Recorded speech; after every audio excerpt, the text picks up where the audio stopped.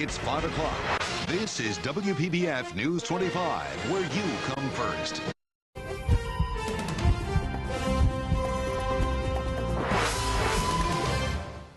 "27 years ago, the very first test tube baby was born in England, born after 400 failed attempts.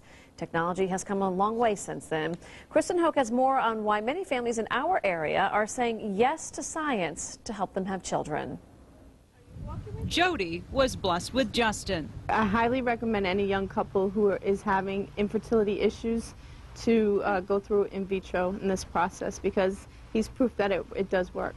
And at age 38, Nancy tried 3 cycles of in vitro and came up with 2 bundles of joy. As if we would never have tried, we would have always wondered. In this way, we knew, and that's why when we did it for the 3rd time, we knew that that was going to be our last, but thankfully it worked for us, and they made a miracle for us, actually 2 miracles.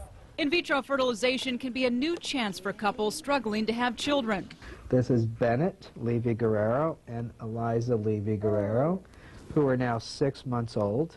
Science taking the best of a man and the best of a woman and closely monitoring the miraculous union under a microscope, then waiting to see if the implantation takes. The greatest joy for a physician, of course, is learning that a couple is actually conceived and succeed. Dr. Moshe Peress of Boca Fertility says success rates have greatly increased since the 80s. Back then, success used to be 7 to 10% of the time for one go-around of in vitro.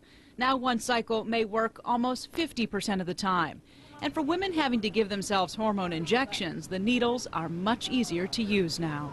The injections nowadays can be given through simple pen-like instruments that have a small needle at the end with a small dial that can be self-administered by the patient with minimum amount of discomfort and inconvenience.